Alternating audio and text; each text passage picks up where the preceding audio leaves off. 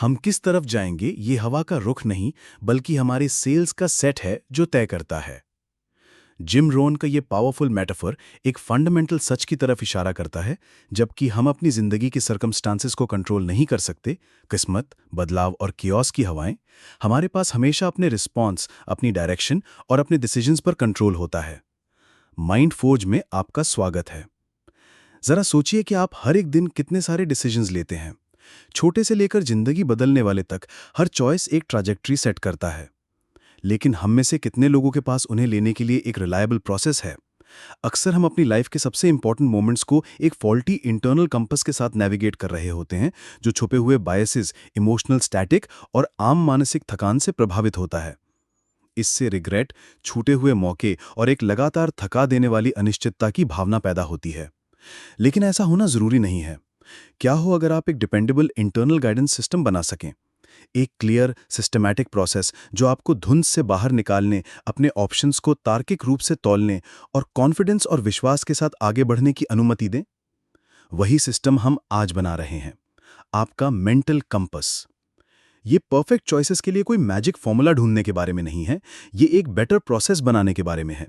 एक ब्लूप्रिंट जो आपके अच्छे डिसीजंस लेने के चांसेस को नाटकीय रूप से बढ़ाता है और आपको हर एक से सीखने में मदद करता है। आपकी लाइफ की क्वालिटी आपके डिसीजंस की क्वालिटी का सीधा रिफ्लेक्शन है। इस स्किल में इन्वेस्ट करना लेवरेज का सबसे बड़ा रूप है।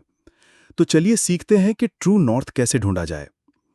एक बेटर कंपास बनाने के लिए हमें पहले यह समझना होगा कि हमारा नेचुरल नेविगेशन सिस्टम हमें अक्सर भटका क्यों देता है।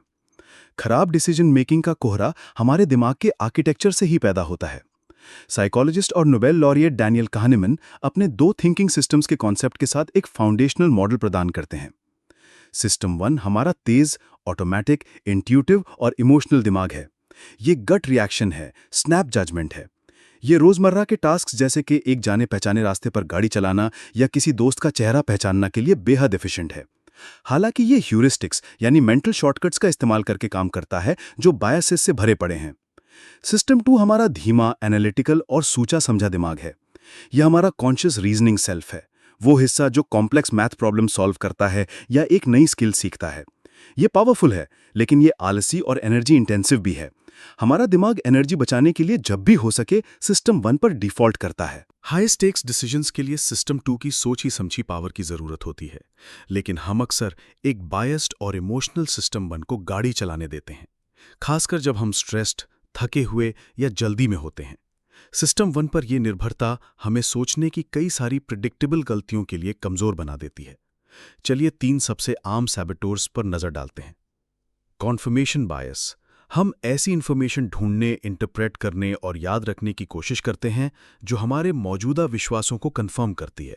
अगर आप एक खास कार खरीदना चाहते हैं तो आप उसे हर जगह देखना शुरू कर देंगे और अनजाने में उन रिव्यूज को फेवर करेंगे जो उसकी तारीफ करते हैं। The availability heuristic. हम उस इंफॉर्मेशन की इंपॉर्टेंस को ओवर एस्टिमेट करते हैं जो हमें आसानी से अवेलेबल होती है, अक्सर इसलिए क्योंकि वो रीसेंट, ड्रामेटिक या इमोशनली चार्ज्ड होती है। इसी वजह से लोग स्टैटिस्टिक्स के बावजूद ड्राइविंग से ज्यादा फ्लाइंग से डरते हैं। The sunk cost fallacy. हम भविष्य के आउटकम्स के बजाय पिछले इन्वेस्टमेंट्स, समय, पैसा या मेहनत के आधार पर डिसीजंस लेते हैं। हम एक फेलिंग प्रोजेक्ट में या एक खराब रिलेशनशिप में रहते हैं क्योंकि हमने उसमें पहले ही बहुत कुछ लगा दिया है। इन बायसेस के ऊपर हमें दो और बड़ी चुनौतियों का सामना करना पड़ता है। इमोशनल हाईजैकिंग, जहां डर या उत्साह जैसी भावनाएं रैशनल सोच पर हावी हो जाती हैं, और डिसीजन फटीग। हमारी हाई क्वालिटी सिस्टम 2 थिंकिंग की कैपेसिटी एक सीमित रिसोर्स है।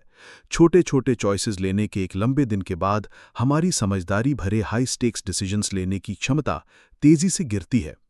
ये है कोहरा, आलसी defaults, emotional static, cognitive biases और मानसिक थकान का एक कॉम्बिनेशन।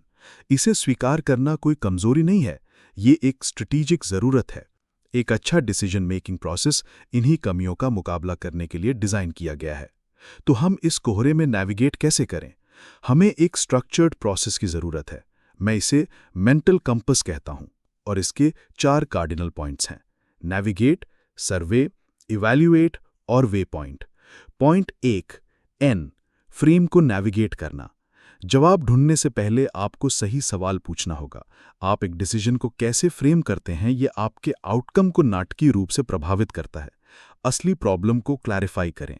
फर्स्ट प्रिंसिपल्स थिंकिंग का इस्तेमाल करें। यहाँ फंडामेंटल इशू क्या है? क्या आप जॉब ए और जॉब बी के बीच डिसाइड कर रहे हैं, या असली डिसीजन इस बारे में है कि आप अपनी लाइफ में ज़्यादा ऑटोनॉमी चाहते हैं या ज़्यादा स्टेबिलिटी? सतह के चॉइस में ना फंसें। सक्सेस के लिए अपने क्राइटेरिया को डिफाइन करें। एक अच्छा आउटकम कैसा दिखेगा? कौन से वैल्यूज दांव पर हैं, उन्हें लिख लें।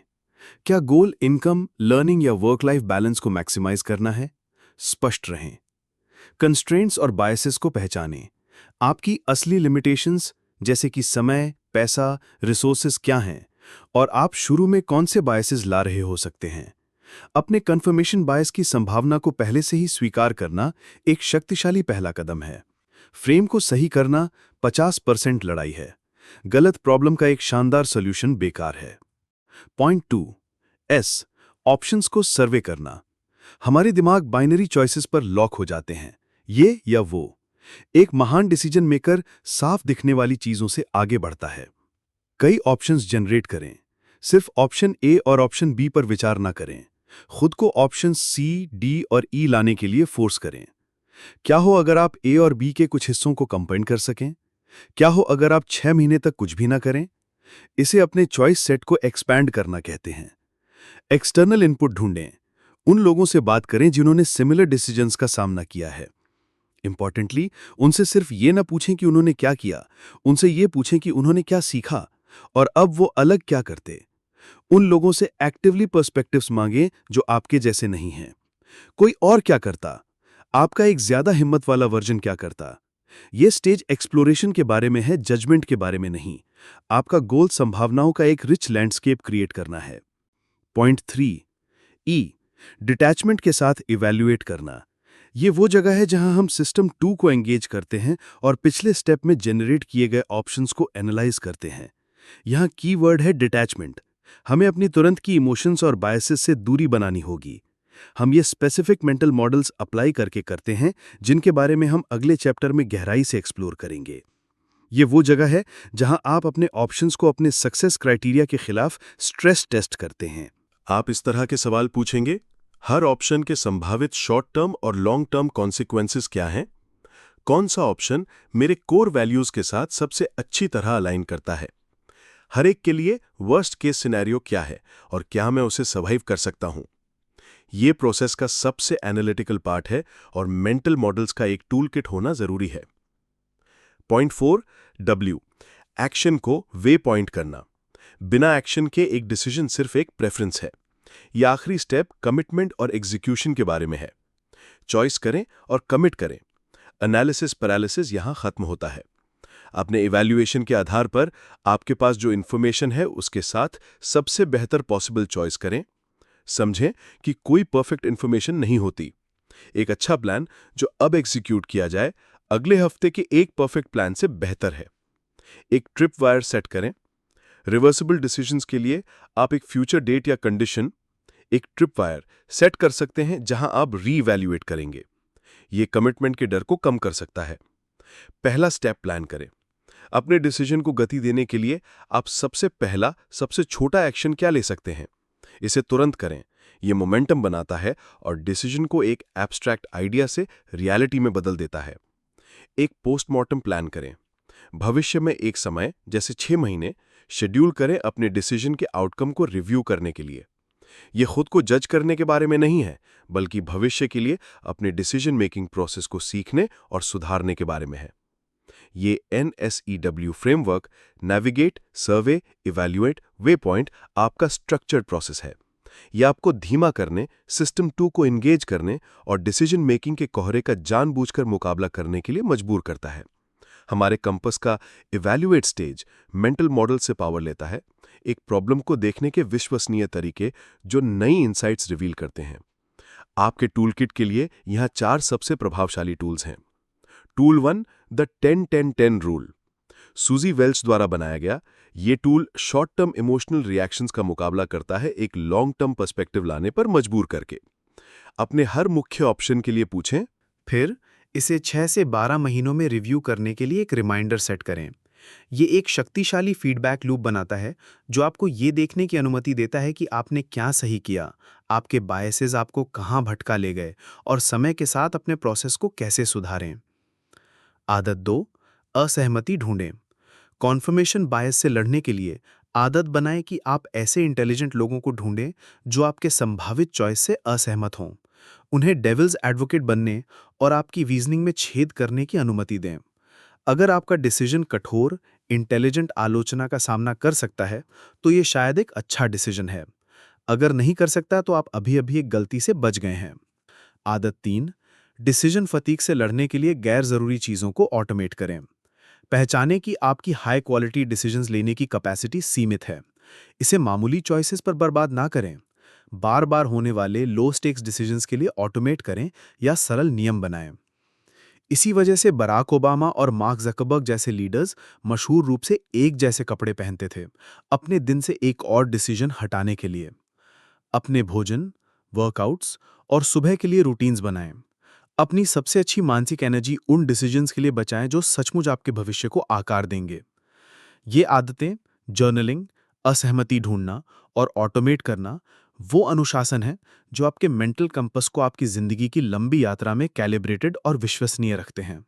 हमने आज की शुरुआत डिसीजन मेकिंग के कोहरे में खोए हुए की थी। बायसेस और थकान से इधर-उधर धकेले जा रहे थे। हमने तब से एक मेंटल कंपस बनाया, हमें मार्गदर्शन देने के लिए एक मजबूत NSEW फ्रेमवर्क। हमने अपने टूलकिट को मूल्यांकन के लिए शक्तिशाली मेंटल मॉडल से भर लिया है और हमने वो आदतें स्थापित की हैं जो अच्छे डिसीजन मेकिंग को एक बार की घटना से एक जीवन भर की स्किल में बदल देती हैं। लक्ष्य एक काल्पनिक निश्चितता हासिल करना नहीं है। दुनिया हमेशा अनिश्चित रहेगी। लक्ष्य एक ऐसा प्रोसेस विकसित करना है जिस पर आप भरोसा कर सकें। एक ऐसा प्रोसेस जो आपको उस अनिश्चितता के सामने हिम्मत और स्पष्टता के साथ काम करने की अनुमति दे। अपना मेंटल कंपास बनाना आत्मनिर्भरता का एक गहरा कार्य है। ये जिंदगी में एक पैसिव यात्री के रूप में नहीं, जो परिस्थितियों की मर्जी के अधीन है, बल्कि एक कुशल नेविगेटर के रूप में आगे बढ़ने की प्रतिबद्धता है, जो जानबूझकर अपनी जिंदगी की सेल्स को अवसर की हवाओं को पकड़ने और अपनी पसंद के एक गंतव्य की ओर बढ़ने के लिए सेट करता है। ये जानने से मिलने वाला कॉन्फिडेंस कि आपके पास एक विश्वसनीय प्रोसेस है, अपरिमित होता है। इस हफ्ते आपका चैलेंज पहला कदम उठाना है। एक महत्वपूर्ण डिसीजन के बारे में सोचें जिसका आप अभी सामना कर रहे हैं। उसे बहुत बड़ा होना जरूरी नहीं है। फिर कंपास का सिर्फ पहला पॉइंट अप्लाई करें, एन, फ्रेम को नेविगेट करना। एक कागज का टुकड़ा लें और प्रॉब्लम को साफ साफ डिफाइन करें। सक्सेस के लिए अपने क्राइटेरिया लिखें और अपने पोटेंशियल बायसेस को पहचानें। इसे अभी सॉल्व करने की कोशिश ना करें, बस सवाल को सही करने पर फोकस करें। ये एक अकेला स्पष्टीकरण का कार्य अद्भुत इंसाइट ला सकता है। आपने इस फ्रेमिंग एक्सरसाइज से क्या सीखा, उसे नीचे कमेंट्स में शेयर करें। अगर आप एक इरादे वाली जिंदगी बनाने और निर्णय की कला में महारत हासिल करने के लिए तैयार हैं, तो माइंड फॉर्ज को सब्सक्राइब करना सुनिश्चित करें और अपने दिमाग को शक्तिशाली बनाने वाले और फ्रेमवर्क्स के लिए बेल आइकॉन हिट करें। आपके फोकस के लिए धन्यवाद। अब जाएं और अपना कोर्स सेट करें।